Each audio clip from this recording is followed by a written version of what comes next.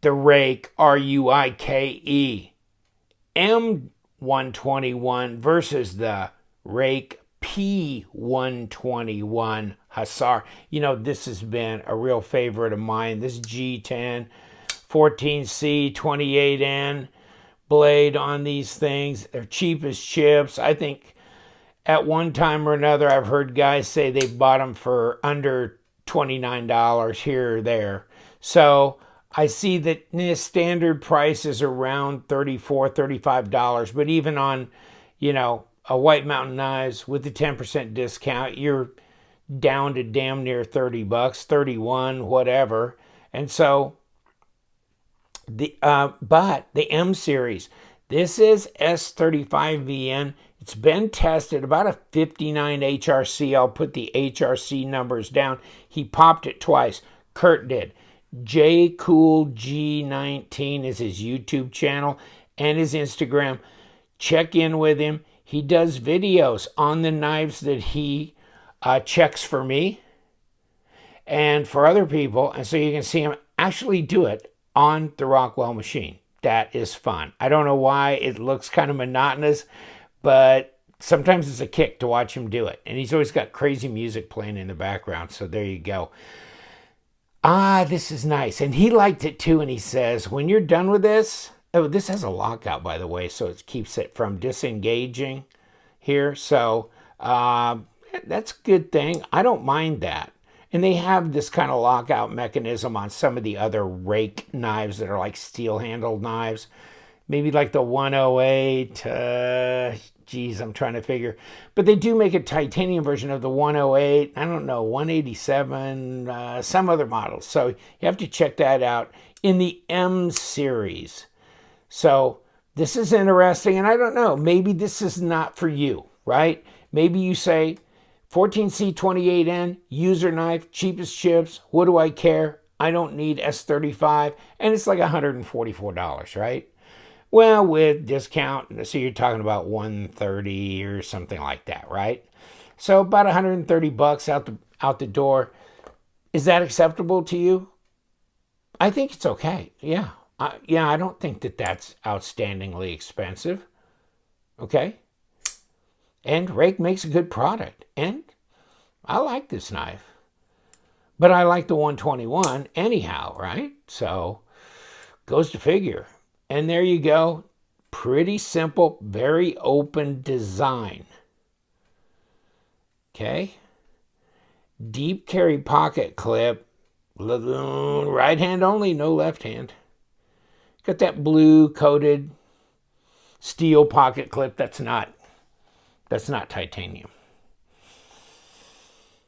But we'll take it apart, take a look at it. Now, of course, the P121, which you guys are familiar with. Let me pop this box over here. And you can say, yes, P121. This is the green. I think you can get these in black as well. What a good little knife this is. For next to nothing. Centered. Just a great all-around user. So there's the controversy there, right? Why would Ruike upgrade their knife? Is anybody really calling for super steel on what traditionally has been a very successful user-grade knife? And I don't know. That's a good question.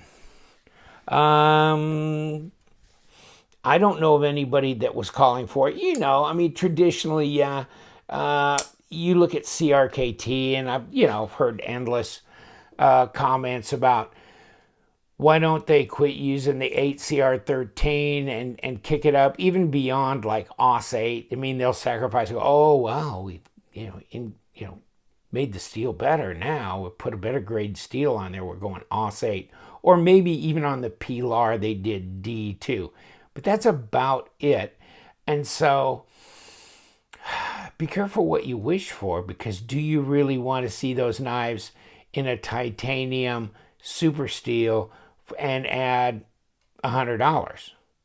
Maybe not. Maybe you just like them as the users that they are. So I don't know. I mean, I'm undecided. I do like this. And let's take a look at the differences between these knives just for the hell of it. Let's pull the scale out. Let's see if there's a difference in the weight. Let's do that much. Okay? Grams. 125 grams.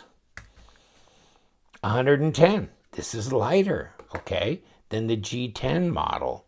Now, kick it around to ounces. 4.43. Is that okay? This one? 3.89. Okay. So it's lighter. Now, another consideration is slender. And this feels more slender. 0.46, 11.9. Ain't gonna do 11.9, is it? Dude, 15.4. So, yeah, this is 0.60. All right, so that's much thicker in the hand now, and it's got texture. So you got grip, okay? And it's thicker in the hand. I've talked to guys when Linus was visiting here. Where's this crazy? He left me with this. But when he was over from Sweden, actually, not a lot of people have told me they'd love that 0.6, whatever. They like a handful of knife. I know I intuitively do. I do. And it was weird that he came out and said, yes, he does too, as opposed to something very, very thin. And so, wow, I was kind of surprised to hear that. But yeah, I mean, your fingers roll around and roll around again. Here, they only going to go one time. They're going to pretty much, I mean, it is a difference. It is an appreciable difference here. So who's the winner there? This is lighter and more slender. This is heavier and wider. But then again, they're two different purpose-built knives, aren't they? Although piercing, slicing, not bad little old knives here, right? Right? I mean, that's pretty nice. Hello. Yes. Yeah, we're going to take it. Take it downtown. Yeah, that's very sharp. Both of them are really pretty damn sharp out of the box. So, hey, I'm happy with that. That's a good thing. Now I'll get the boxes mixed up right. Yeah, this is the P. But there you go with that. Now, of course, I would assume they're the exact same length. And we'll look at blade stock here too, because we never did yet. Okay, 90 millimeters, 3.5-inch blade. Overall, 8 3/8, and about 21.5. So let's see if we got the same. And yeah, a little longer than 90, right? So that is a little bit longer, isn't it? And 20, and this is right at 21.5. The other one was a bit shy of that. And it is a little over 8 3/8. This one's actually just a tad longer. Just a bit, though. Let's stay with this one.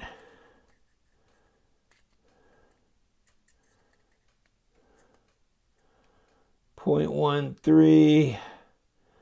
Oh, about 3.5 millimeter blade stock. Let's see what we got here. Yeah, same. 0.13, yeah. Same thickness of blade stock and everything. So there you go. Fatter here. Blade stock same. Same grind, same thickness, different steels.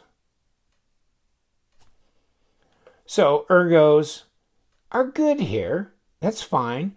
This one, I think if I was really going to work with the knife for any length of time, I like this one. I like that fullness you get here with this.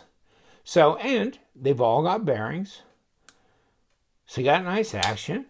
I think it's kind of surprising for some people when they get one of these 121s, how really nice they are, how smooth they are. Really enjoyable. So This also, nice smooth action. Bearings. Try and see what my detent's all about. Ooh, that's pretty good, although I'm probably pushing on that. Okay. Yeah, more like it's over a 5. I'd give it over a 5. Yeah, it's pretty snappy. Oh yeah, I'm trying to keep my finger off that lock bar.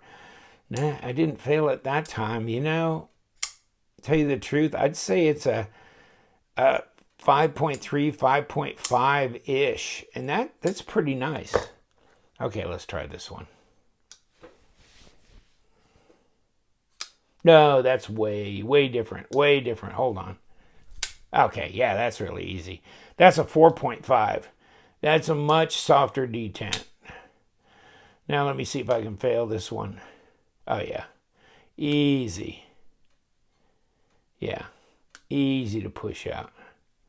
Okay. So very different detent on these. Very different. I mean, when you can do that, you're definitely under a 5.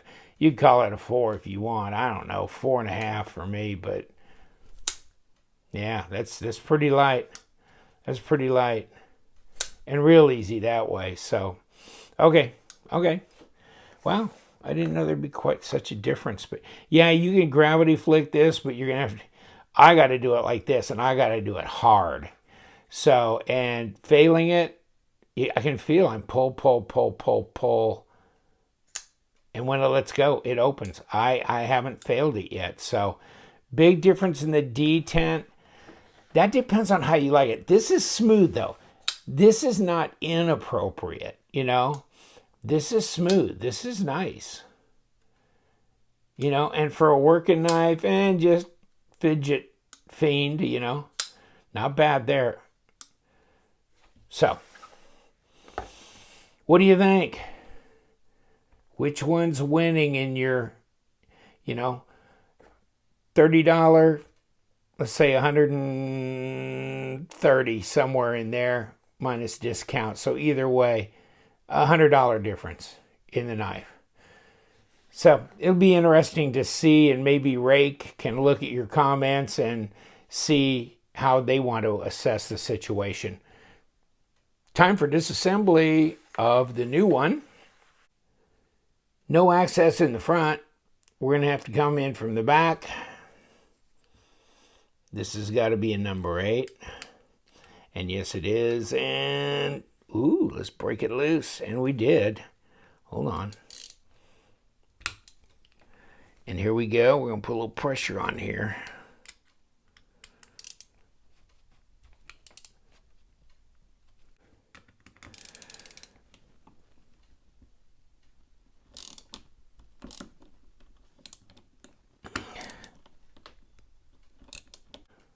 Let's try a Torx Plus. Ooh, we're having problems with this. I did loosen it up some, but then it just ground to a halt. So this is my, you know, Ruike 8 Torx Plus. Maybe this will make a difference. I'm almost getting to the point where I'm worried about wallering this thing out.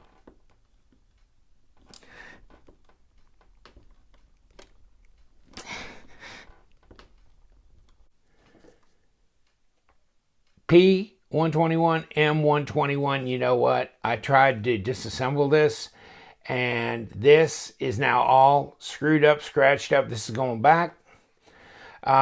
This would not unscrew. There's no relief on this side. This is what happens when you put too much thread locker in.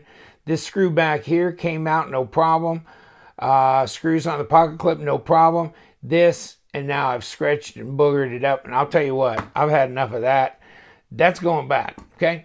I mean, I tried to stabilize it, tried every little trick in the book going, and it actually unscrewed for a ways and then wouldn't, and then started turning and then wouldn't go back. So it's all messed up. It's all jacked up, going back. Wow. Ouch. I surrender. But that's going back, and by God, I'm going to get an exchange. And here, my friends, the shooter. But guess what? You can unscrew it from either side. And you know why? Because it's got access on both sides. That's sure been nice on this dog here, you know? If there would have been access, and I scratched it there, but I don't care. I mean, I don't care. I could hacksaw that in half. I'm still sending it back. I don't care. That's going back. I've had enough of that crap. And of course, mark my words, this may not turn out the way Ruike would like, but it's turning out the way it's going to turn out. Let's see how we've got these. If this is this turning on me too? No. Okay, so we're good. Okay. And let's just do this one too. And they both. And they're nice, kind of flush with the body of the scale. So, so much for that, right? Okay, let's, oh, there it goes. There it goes. Okay, so you got both them screws undone. Okay, so let's take a look at this one. It's not a frame lock, right? It's a liner lock, but there is some closure here for us. Man, whew. You know what? If it whips my ass, it's going back. That's all I got to say. I won't accept that. That's just not acceptable, you know, to me. I don't know about you guys, but I boogered that thing up too. But I used a fresh Wera hardened steel number 8 on there, and it kicked ass. And somebody needs to take it easy on the locker, on the thread locker. Okay, here we come, and we've got bearings, and we got this little standoff spacer thing. So yeah, okay. So that's what this is all about. Take it apart. There's one set of bearings, another set of bearings. There you go, both sides. Detent side. And no, I guess I'm not pushing this through. You know what? It probably is a screw and then a centerpiece here. So I'd have to unscrew that to get this to pull out.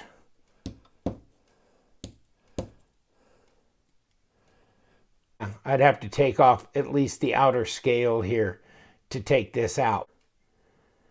Now there's a little machined area down in here.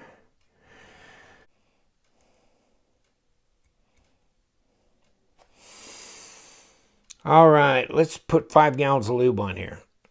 Just kidding. And throw the bearings on here. And give me 1 drop. Give me 1 drop. There you go. Throw my blade on. Wow, that was a struggle. And that's not something I shall soon forget. Where's my detent track here? Huh, okay. Whatever. Yeah, it is. Okay. Come here.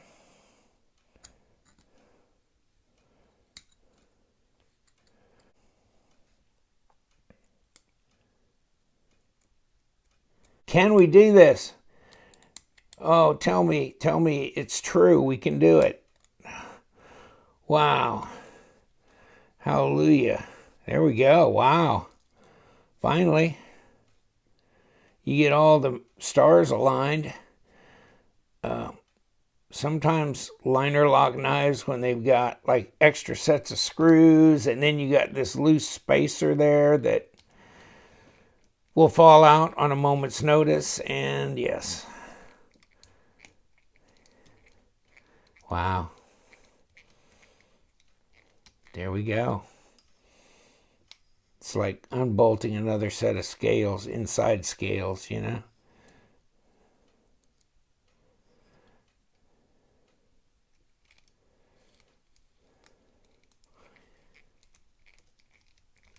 Now we got everybody in place. Spacer, stop, everything. Wow. Whew. Good deal. Good deal.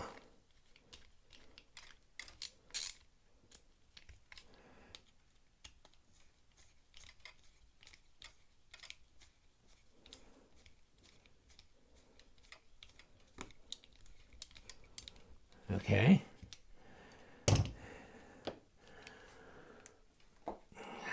Looks pretty good. Let's hope we've got our tension set just right. Okay. Okay, no play. And the action's good. Folks, I think we have a winner here. It's the cheap shooter. You can actually take it apart, put it back together. Great action. Lighter detent for sure. Lesser blade steel, but it's very sharpenable. And it's a true stainless. This, no. This one's going back. And then when I get the second one, I'll see how that goes. And that better disassemble, or that one's going to go back too, because no, that's just not, it's not the way I play. Okay, thank you so much. Take care. We had an adventure in disassembly. But you know what we do. We love them knives, so you guys stay sharp.